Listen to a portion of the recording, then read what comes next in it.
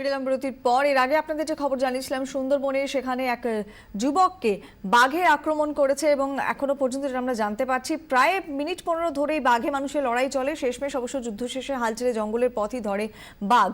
এই মুহূর্তে ওই যুবক চিকিৎসাধীন, গুরুতর আহত অবস্থায় দক্ষিণ চব্বিশ পরগনার পাথর প্রতিমার একটি নার্সিংহোমে চিকিৎসাধীন রয়েছেন। আমাদের সঙ্গে রয়েছেন আমাদের প্রতিনিধি নকিবউদ্দিন গাজী।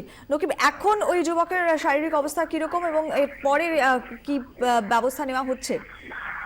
এখন যেটা বলে রাখি, প্রথমে এই পাথর প্রতিমার এলাকার সুন্দরবনের উত্তর শিবনগরের 5 জনের দল মৎস্যজীবী, এরা গভীর জঙ্গলের দিকে, খরচের জঙ্গলের দিকে মাছ ধরতে যায়।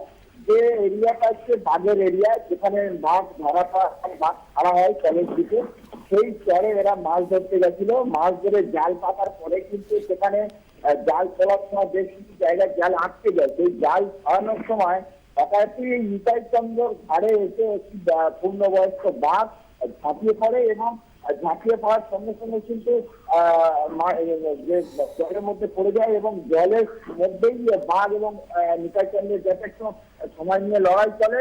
এই অবস্থা আরো বাকি যে 4 জন ছিল সঙ্গী, সেই সঙ্গী তারা মুখে আওয়াজ করে এবং লাঠি বাঁশ দিয়ে তাকে তাড়া করার চেষ্টা করে।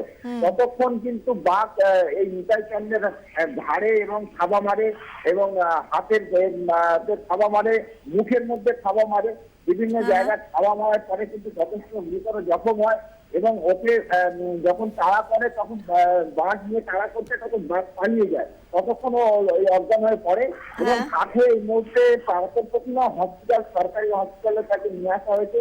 তার চিকিৎসা চলছে, বেশ কিছু জায়গায় সেলাই করতে হয়েছে, হাড় একটু চোট লেগেছে। ধন্যবাদ।